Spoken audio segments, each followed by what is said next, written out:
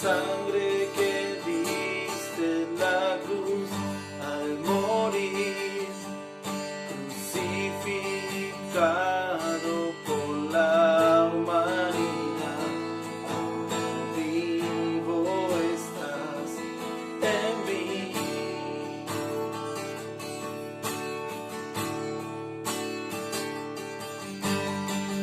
Con mis manos quiero servirte, Jesús. Me acerco desesperado por ver tu bondad. Mi alma descansará en ti.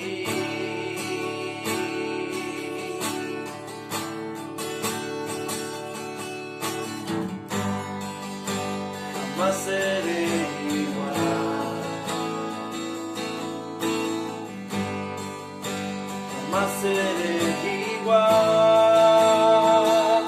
porque sé que vivo estás, me diste la eternidad. Por siempre quiero alabar tu nombre, oh Dios, glorificar.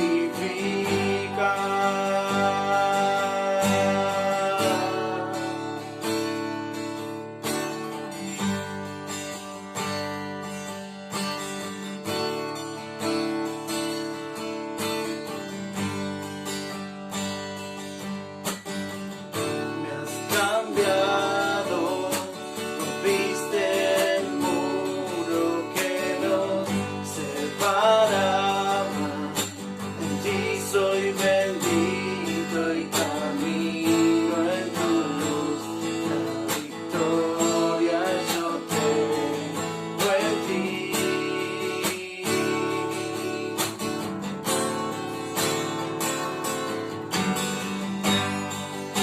Jamás seré igual, jamás, jamás seré igual, porque sé que vivo estás, me diste la eternidad. Por siempre quiero alabar tu nombre, oh Dios, glorificar.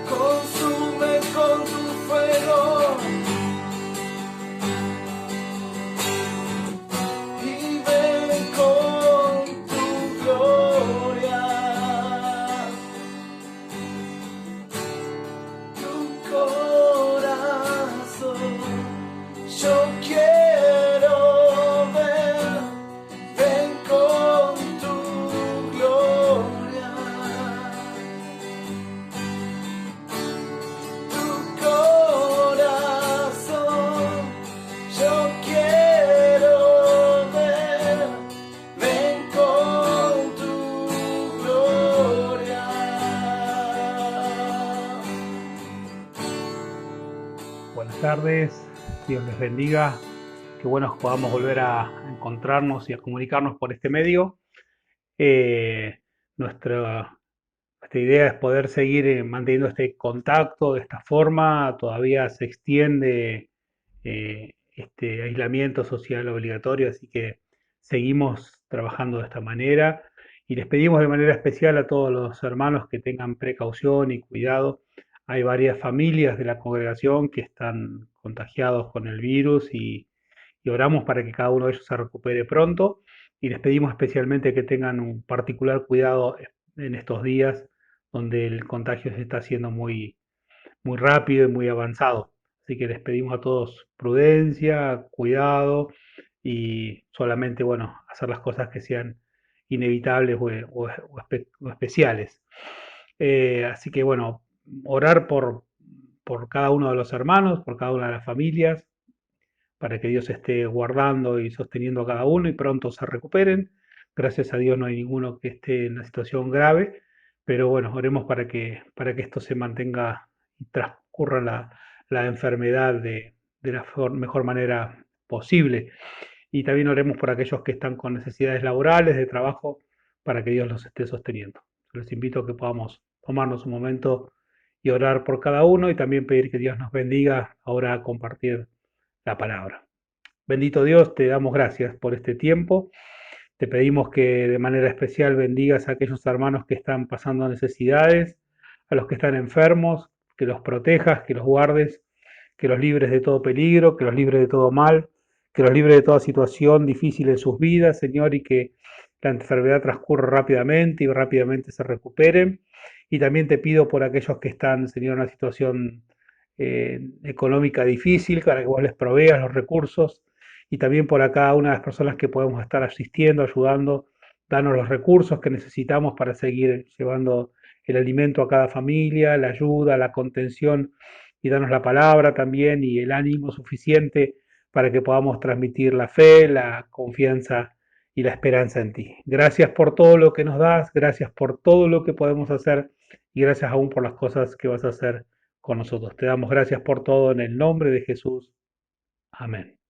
Leía en estos días el texto de la palabra eh, en Romanos capítulo 12, verso 1 al 3, especialmente el versículo 1 y 2, dice, por tanto, hermanos míos, les ruego por la misericordia de Dios que se presenten ustedes mismos como ofrenda viva, santa y agradable a Dios. Este es el verdadero culto que deben ofrecer. No vivan ya según los criterios del tiempo presente, al contrario, cambien su manera de pensar para que así cambie su manera de vivir y lleguen a conocer la voluntad de Dios, es decir, lo que es bueno, lo que le es grato, lo que es perfecto. Transformarnos mediante la renovación del entendimiento.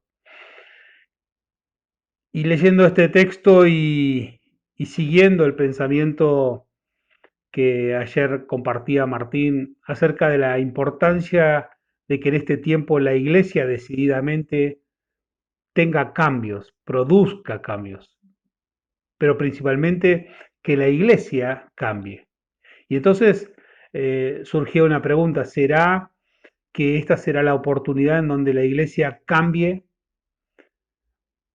pero cambie realmente las cosas que están erróneas, las cosas que están equivocadas, las cosas de fondo? Y tenía el temor de pensar que a veces puede ser que estas situaciones lleven a la iglesia a cambiar las formas, pero no terminar de cambiar en el fondo. Cambiar lo externo, pero no cambiar lo interno. Cambiar lo que se ve, los formatos, las maneras de reunirnos, las formas de comunicarnos, pero no terminar de cambiar el corazón. Y yo creo que este es un tiempo donde Dios nos está llamando a cambiar profundamente el corazón, mejorar, perfeccionar, purificarnos. Y dice que lo tenemos que hacer con inteligencia. Nos habla de transformar el entendimiento, usa la palabra entendimiento, usa la palabra, la Reina Valera, la palabra racional, usando la razón, comprender. No es un cambio que no entendemos, no es un cambio incomprensible, es un cambio que se entiende, se comprende, es un cambio que uno puede verificar, que uno puede probar, que uno puede, la verdad, evidenciar, y que esa transformación no puede ser solamente algo interior o algo del corazón, sino que tiene que ser una transformación que deje marcas, como dice el texto, que haya frutos que manifiesten el arrepentimiento, frutos dignos de arrepentimiento, una manifestación de cambios.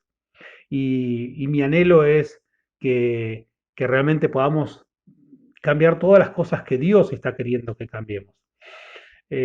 Por eso la pregunta inicial es, ¿será que la iglesia cambiará las formas o cambiaremos el corazón?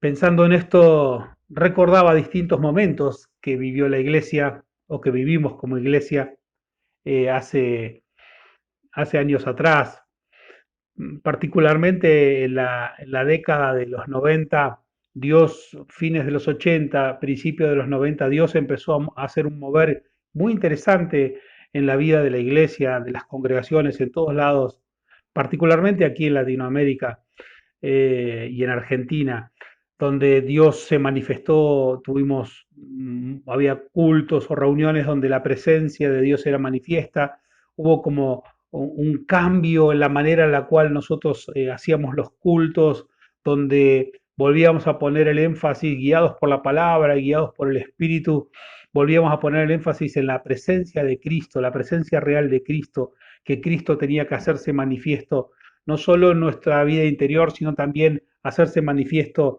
cuando el pueblo de Dios se reunía y tuvimos cultos maravillosos, momentos donde Dios se manifestó de una forma particular, un momento donde la iglesia fue sanada, fue restaurada.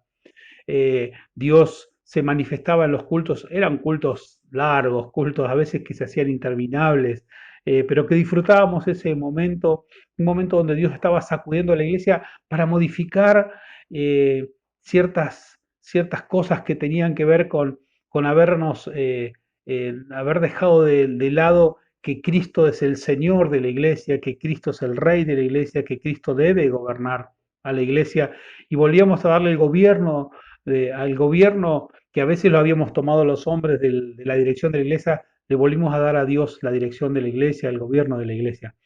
Eh, Evidentemente tuvimos un tiempo maravilloso y parecía que eso nos iba a llevar a encaminarnos a cumplir la misión. Parecía que, porque Dios nos hablaba de que debíamos transformar el mundo, que debíamos cambiar, que debíamos producir transformación, asumir un lugar de autoridad.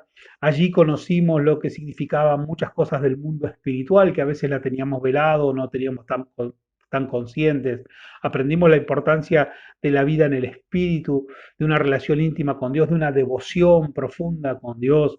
Y aprendimos también la realidad espiritual, no solo la realidad espiritual de la obra de Dios, sino también reconocer la obra, las obras espirituales y el mundo espiritual de maldad. Y también aprendimos las armas para hacer guerra espiritual, para luchar y para batallar ya no contra carne ni sangre, sino contra principados y potestades y gobernadores de las tinieblas y huestes de maldad. Y aprendimos las armas para hacer frente a todo eso y darnos cuenta de que teníamos una misión particular. Pero en ese tiempo también Dios nos habló de salir a la sociedad, de ser sal y ser luz, de cumplir la misión de meternos en todas las esferas de la sociedad.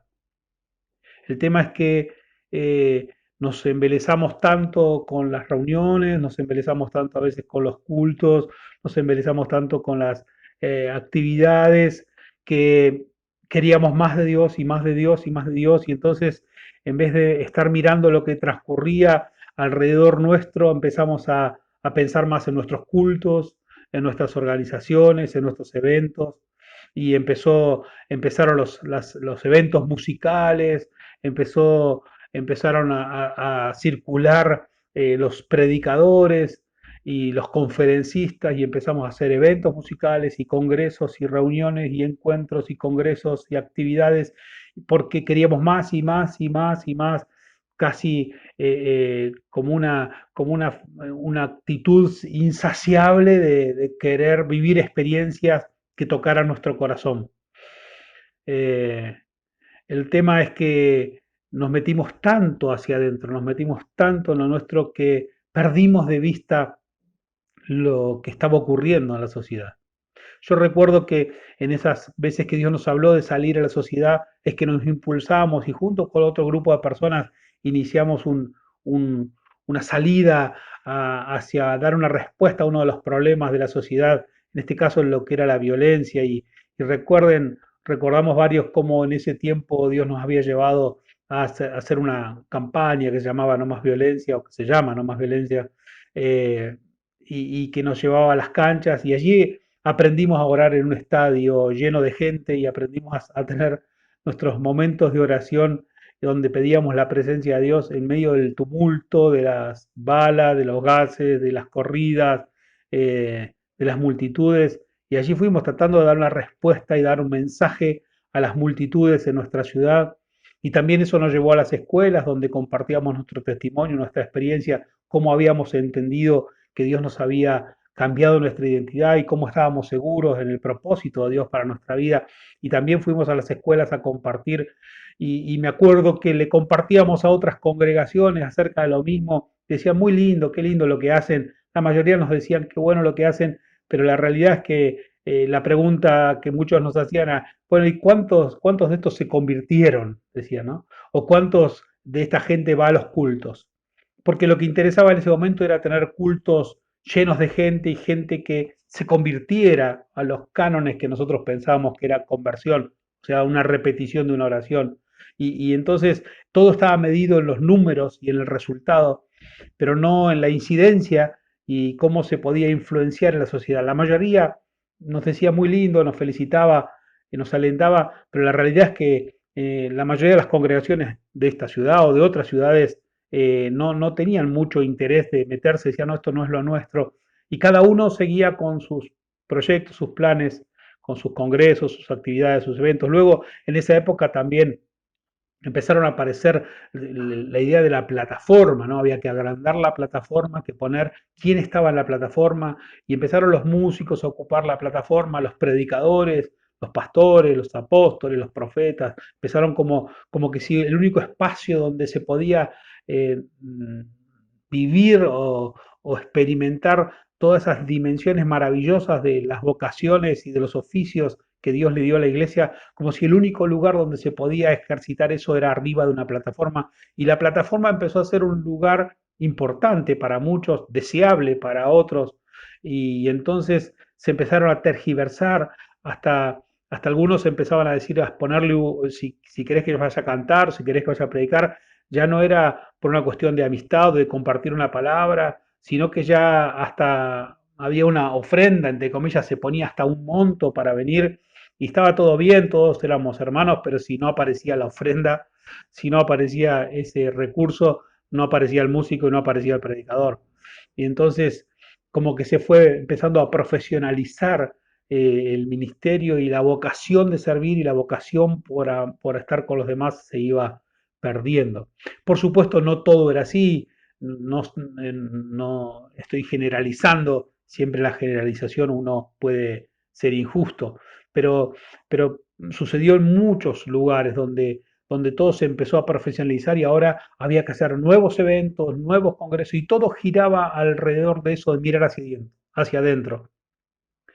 La iglesia empezó a cambiar la forma, sí, cambió la forma de adoración, cambió la forma de los cultos, pero seguíamos mirando hacia adentro. Eh, Pasa la década completa de los 90 y llega el año 2001-2002, una gran crisis, una de las mayores crisis que tuvo la sociedad argentina. Toda esa etapa la iglesia estaba recibiendo y mirando hacia adentro todo el potencial, pero nos quedamos encerrados. Algunos que hicieron un intento de salir y de movilizar a la iglesia, pero todos estábamos muy metidos en disfrutar en disfrutar lo que nos hacía sentir bien, los cultos, las reuniones, que otra vez digo, fueron maravillosas, pero nos fuimos al exceso de que ese era lo único que hacíamos. Y entonces todo estaba centrado en quién era el próximo predicador, el próximo cantante, el próximo evento, lo próximo que hacíamos. Y eso nos alejó de la realidad. Y en esa década continuó un proceso de degradación social. Mientras tanto, la sociedad se iba lacerando.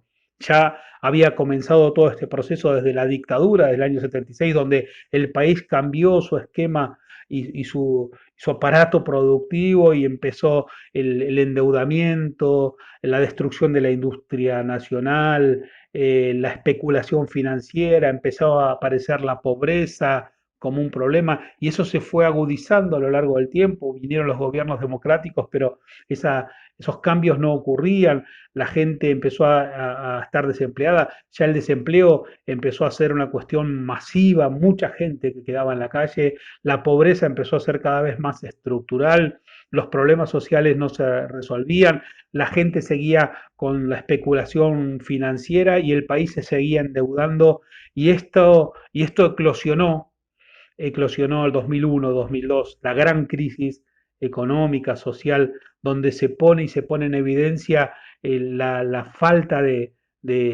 sociedad, la ruptura, como decíamos la semana pasada, la ruptura del tejido social y cómo se empezó a evidenciar mayor desigualdad, mayor pobreza, mayor debilidad en el mundo y obviamente el elemento de la corrupción, los dirigentes, empresarios y gobernantes corruptos. El corruptor, el empresario que ofrece el dinero y el corrompido, el gobernante que acepta esa, esa, ese dinero, esa coima, las prebendas que tenían las empresas, todo un movimiento de corrupción entre gobierno y empresas que lo que hacían era seguir generando una concentración de recursos para unos pocos y una gran inequidad y un gran problema social hasta el día de hoy.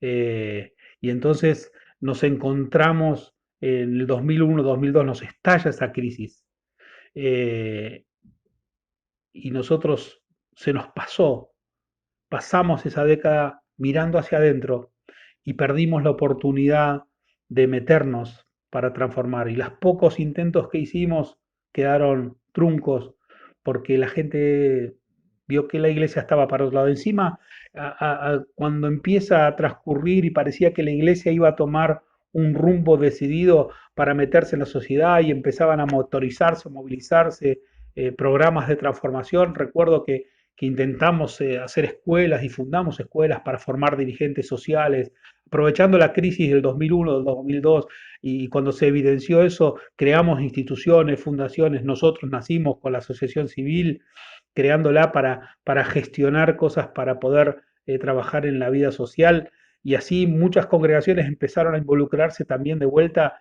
en los problemas reales que la sociedad tenía, los grandes conflictos.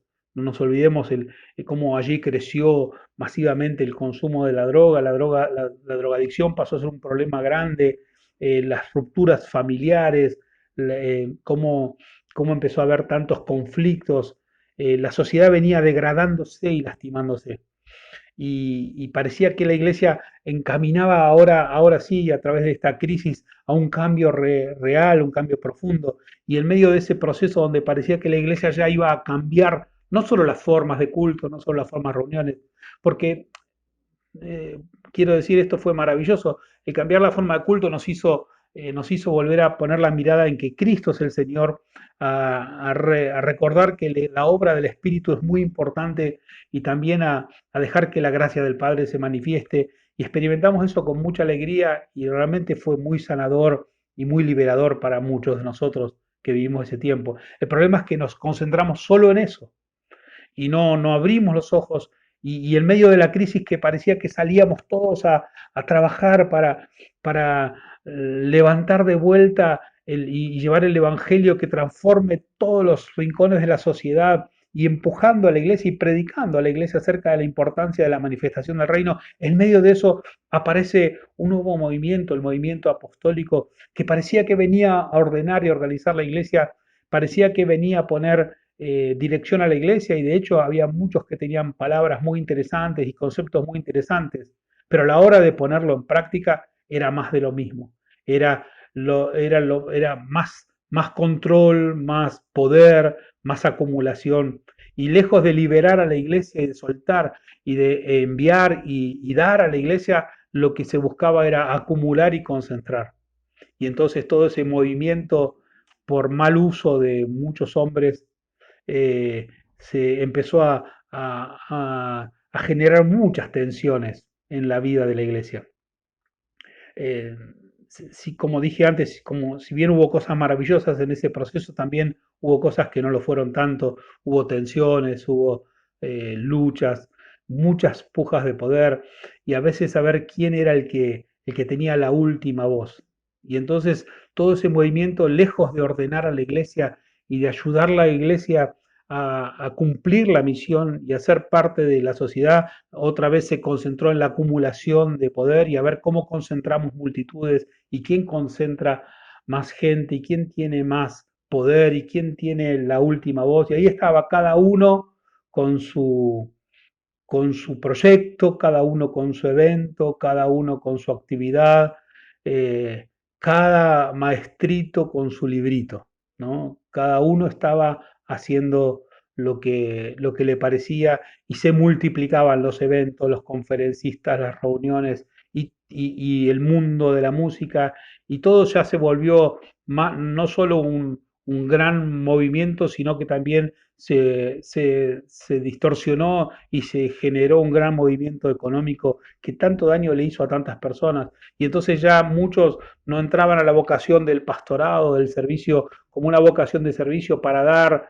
lo que habíamos aprendido o el llamado que habíamos tenido, sino que a veces se convertía como una fuente laboral y ahora poner una iglesia era también para generar recursos, ese era el objetivo de muchos, el sostenimiento, cuando todo debía ser al revés, debía ser el servicio, la vocación de dar para los demás. Y entonces en este movimiento, en vez de ver cómo se daba y cómo se enviaba, vimos cómo se acumulaba y cómo se concentraba, cómo se pedía y cómo se concentraban decisiones. Y entonces fue como que eso, en vez de ordenar a la iglesia, la desordenó aún más. No porque Dios no quiera que haya hombres y mujeres que desarrollen vocaciones, como enseñamos, apóstoles, profetas, pastores, maestros, evangelistas, sino que esto fue mal usado por muchas personas. Claro, no todos fueron así, es cierto. Hay hombres de Dios que han hecho esto de una forma muy respetuosa y muy buena, pero en realidad el resultado de esto es que en nuestra América Latina la situación social, la situación económica cada vez fue peor. Países donde el Evangelio avanzaba, aparecía, la gente se reunía en multitudes, en 30, 40, hasta 50% de la población de una nación, como Guatemala u otras, por decir alguna, que es las congregaciones llenas de gente y la realidad social aún peor, las crisis sociales aún mayores. No había cambios y transformaciones en la sociedad. Y de hecho hoy vemos esto de una forma mayor. Por eso es como que se perdió esa, esa vocación de querer servir a Dios, como que el servicio pasó a ser algo profesional. Eh, yo recuerdo con mucha nostalgia y con mucha alegría los momentos en donde a fines de los 80, de los 90, Dios empezó a llamar a tantos jóvenes. Yo soy hijo de esa generación, de los llamados de aquella época, donde varios de los jóvenes de mi congregación respondimos al llamado de Dios, de un pequeño grupo en una ciudad del sur de Buenos Aires, allí en Bahía Blanca, varios respondimos al llamado de Dios y hoy muchos, una decena de esos jóvenes de aquel grupo juvenil, estamos ya, llevamos más de 20 años sirviendo al Señor, no solo en Argentina, sino en distintas partes del mundo, y, y aprendimos y fuimos llamados y estábamos motivados por servir a Dios, sirviendo a la iglesia y sirviendo al prójimo. Y ese era nuestro mayor anhelo. Y ahí estábamos en esa búsqueda y por eso vivimos con intensidad todo este tiempo. Pero, pero con el paso del tiempo, muchas de las cosas que han pasado en la vida de la iglesia que no han logrado cambiar el corazón profundo de la iglesia, nos llevó a a estas situaciones que les comentaba recién. Por eso, cuando hablo de la iglesia, no hablo de la institución, estoy hablando de vos y yo como personas. ¿Qué es lo que, qué es lo que Dios nos ha llamado a hacer? Y que no necesitamos una posición en una congregación, ni una plataforma en una congregación, ni un espacio de poder. Lo que necesitamos es el deseo de servir a Dios sirviendo al prójimo y sirviendo a la iglesia. Y eso hacerlo desinteresadamente, hacerlo por amor a los demás, hacerlo con un desinterés profundo, sin buscar beneficios personales. Este, este proceso, o todos estos años, estoy haciendo una reducción enorme histórica, pero permítanme hacer esta reflexión porque tiene que ver con esto, de que a veces Dios toca a la iglesia o toca a la sociedad, parece que vamos a cambiar, pero solo cambiamos las formas. Y yo espero que esta época sea la época donde Dios no solo cambie la forma, sino que Dios cambie el fondo de las cosas, que nos cambie el corazón. Porque en esta época sí pasó algo significativo, importante, y fue que las congregaciones empezamos a dejar de tener tantas distancias denominacionales y tantas barreras de una denominación de la otra, de una congregación a otra, y nos reunimos y se armaron los consejos pastorales y las asociaciones y las confederaciones, y la iglesia empezó a tener una relación y se generó, la verdad, un espacio de reconocimiento y de respeto mutuo. Pero como no sabíamos cómo construir o no quisimos construir una comunidad más fuerte, nos quedamos en esa relación de reconocimiento, de que nos gustaba estar juntos, que pasamos buenos momentos juntos, pero que no avanzábamos más de allí. Y entonces, como no sabíamos mucho qué hacer, lo que hacíamos era volver a lo nuestro, a volver a hacer eventos, y ahora ya no era el evento de una iglesia, sino ahora era la campaña evangelística del consejo, el congreso del consejo, de la asociación, de la confederación. Y entonces, otra vez, lo que nos nucleaba no era tanto la construcción de la comunidad, la relación interpersonal de un hombre con otro, sino que lo que nos nucleaba era la organización de una actividad. Otra vez el evento, corriendo tras el evento, la actividad y la actividad. Nos veíamos, nos reconocíamos, nos respetábamos, pero no alcanzamos a hacernos amigos. El resultado de eso fue un montón de organizaciones, un montón de asociaciones, un montón de consejos pastorales y que luego se fueron institucionalizando algunas más, otras menos, pero el resultado no fue una mayor amistad entre hombres y mujeres de Dios. No se consolidaron relaciones profundas de amistad. La construcción de la comunidad quedó un poco trunca porque siempre teníamos algo para hacer. Es más, cuando alguno de los nuestros caía o tenía algún problema o algún pecado o alguna situación, no teníamos el tiempo para tratarlos o cargábamos las tintas sobre sus errores, pero no nos importaba mucho a ver cómo los sacábamos de ese lugar. O a veces ni siquiera teníamos el tiempo para estar con ellos porque teníamos que correr al próximo evento, a la próxima actividad, y allí se nos iban cayendo hombres y mujeres que en algún momento sirvieron a Dios por alguna razón, obviamente con muchas de ellos con mucha responsabilidad personal, eh, cayeron y fueron soldados heridos, pero no los levantamos, no los recuperamos, sino que seguimos adelante.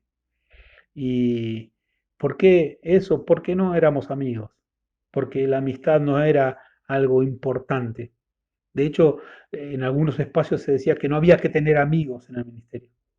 Algunos decían, en este gallinero tiene que haber un solo gallo.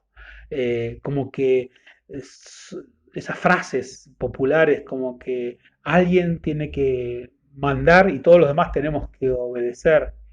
Esas ideas que fueron distorsionando el mensaje de Jesús, donde Jesús decía que tenemos que servirnos y considerar al otro como superior a nosotros mismos.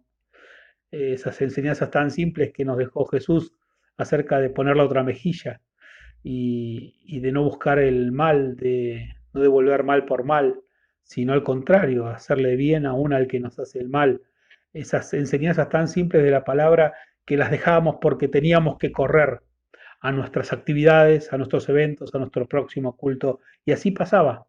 Muchas cosas transcurrían. Y entonces quiero aprovechar esta reflexión y esta meditación que les estoy invitando a hacer para que ahora que estamos frente a una situación nuevamente de crisis, ya no crisis local, ya no una crisis solamente de la región, sino una crisis global, pero que transparenta esta crisis global, esta pandemia, esta crisis económica global, que recién estamos viendo el comienzo de esta crisis, pero que lo que sí transparenta la gran inequidad, la gran desigualdad. No es lo mismo enfrentar esta enfermedad para alguien que tiene recursos como para el que no lo tiene. No es lo mismo enfrentar la enfermedad con una obra social, con una prepaga, que no tener nada y tener que estar dependiendo de la atención pública. Si no, miremos países aún donde esto se transparenta más. Y uno les comentaba acerca de lo que está pasando en Bolivia, por ejemplo, donde la gente que no tiene recursos directamente no accede a la salud, a los sistemas de salud, y muchos de ellos mueren literalmente en la calle, levantan los cadáveres literalmente de la calle. Eh, lo que ha manifestado estas situaciones y evidenciado y transparentado es la gran desigualdad que hay y la verdad que esto nos conmueve y nos toca el corazón y la iglesia que se había dedicado a muchas veces a mejorar sus espacios, mejores equipamientos, mejores sillas, mejor sonido, aires acondicionados, nos habíamos acomodado bien. Hoy todo ese capital invertido es un capital ocioso, porque nos damos cuenta de que esta situación no nos permite reunirnos, tenemos allí los lugares y los salones llenos de comodidad pero vacíos, y nos damos cuenta de vuelta que lo importante son las personas, que lo importante son las relaciones, que lo importante es lo que le pasa a la vida de cada uno y volvimos a recordar y a darnos cuenta que nos tenemos que reconocer. Hasta habíamos perdido el diálogo con nuestra familia, con nuestros hijos, con nuestras esposas, con nuestros esposos, con nuestros amigos, y ahora nos dimos cuenta lo importante que es las relaciones personales. Por eso quiera Dios que este sea un tiempo donde seamos transformados por medio de la renovación del entendimiento y nos demos cuenta y podamos comprobar, dejando la corriente de este mundo de correr y correr y correr, para que podamos comprobar que una de las buenas voluntades y agradables voluntad de Dios es que nosotros podamos construir una comunidad de fe, que podamos fortalecer los lazos, las relaciones, y que volvamos a considerar al otro como importante, que volvamos a considerar a la otra persona como valiosa y que volvamos a establecer relaciones donde lo que buscamos es el bien del otro y no el propio, que ya salimos de ese nivel de relaciones donde solo me relaciono a ver qué puedo sacar del otro, y donde, a ver, esas relaciones que son relaciones ministeriales, decíamos, relaciones donde buscamos cada uno a ver qué podemos dar y compartir y tomar del otro, donde a veces enfocamos la relación más en el beneficio que podemos tomar y no en lo que realmente podemos dar. Que sea un tiempo donde las relaciones que tengamos, lo que busquemos es de qué manera yo puedo bendecir al otro, de qué manera puedo darle al otro. Que la medida o que el lugar de la relación sea buscar el bien del otro, interesarme en las necesidades del otro. Por eso tenemos una gran oportunidad. No sea cosa de que ahora solamente cambiemos las formas, ya no nos reunimos más multitudinariamente y las reuniones ahora son por Zoom, las reuniones son a través de estos medios, plataformas sociales, las redes, y cambiemos las formas, sí, cambiamos las formas, usamos la tecnología, pero no cambia el corazón. Que esta pandemia no cambie solo las formas de la iglesia, que cambiemos el corazón y que volvamos decididamente a construir comunidades de fe. Les decía antes, nos pasó en los consejos pastorales donde nos conocimos, pero no nos hicimos amigos. ¿Por qué? Porque hacerte amigo significa tener que pasar tiempo, significa invertir en el otro, significa conocer cosas del otro que no son agradables, mostrar cosas de uno que no son buenas, pero aceptarlo como es y amarlo como es y caminar juntos. Yo digo a veces que nos hemos enamorado de la unidad, un enamoramiento romántico, nos gusta estar juntos, pero no nos gusta comprometernos.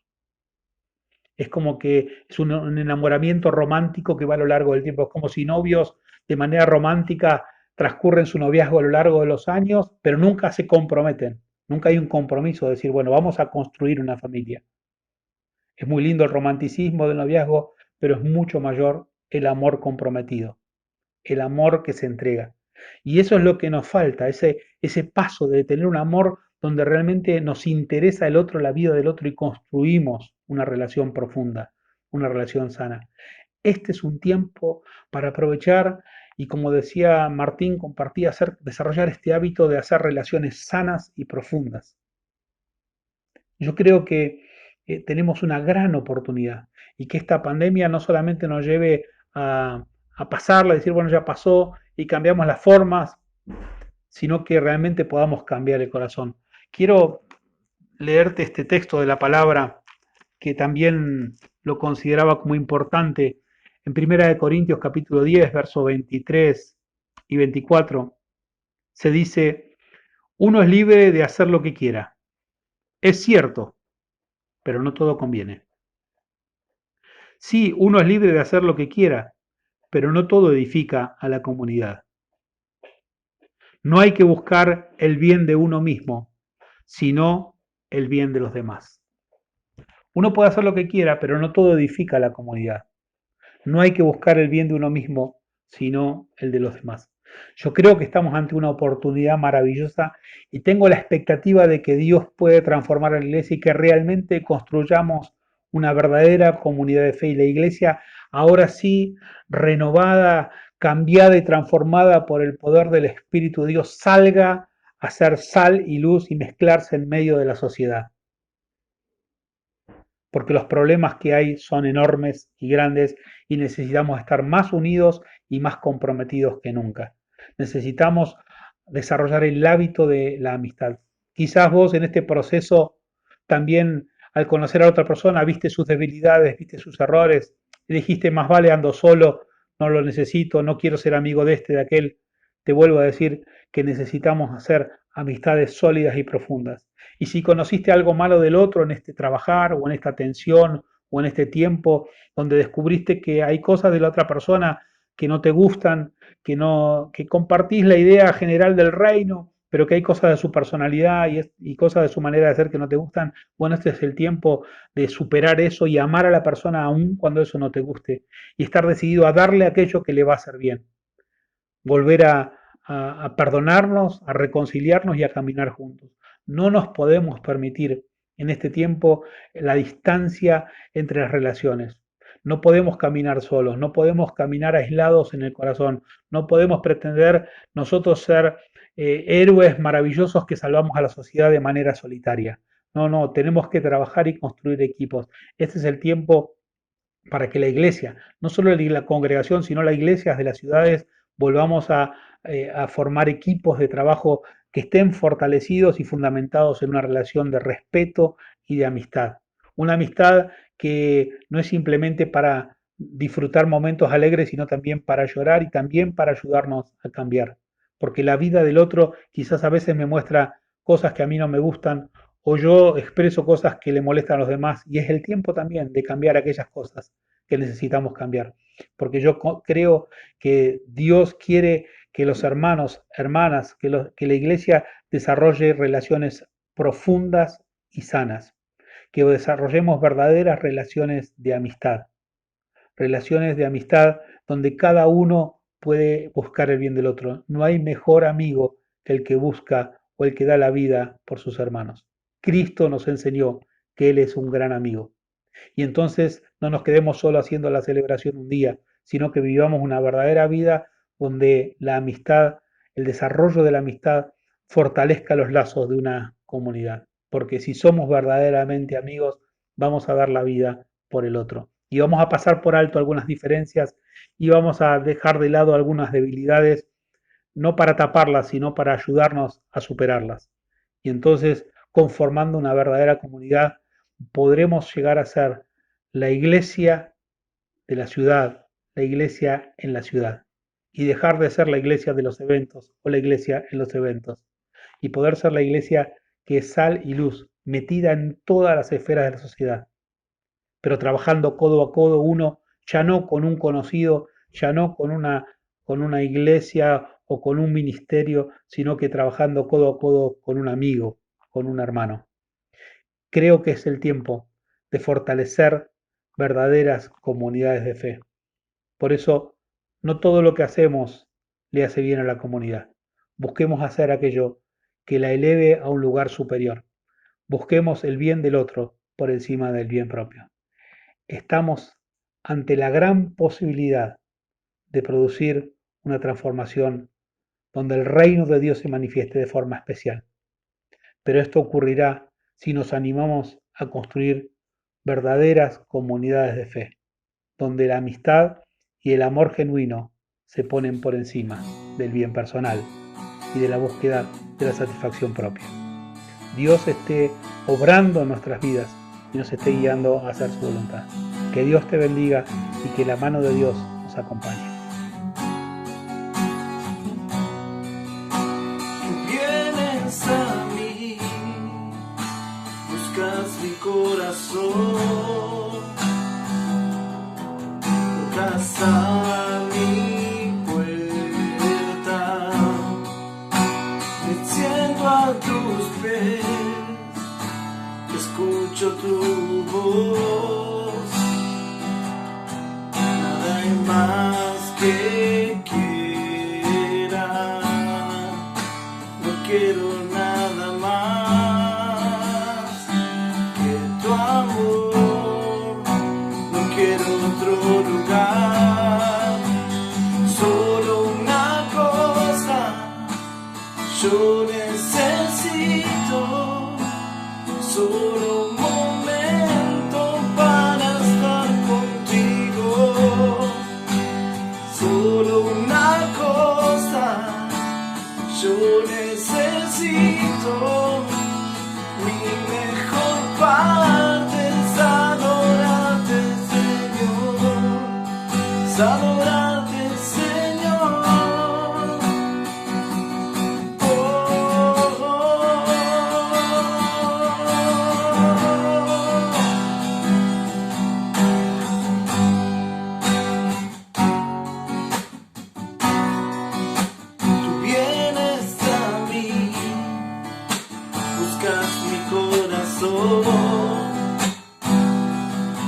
Tocas a mi puerta.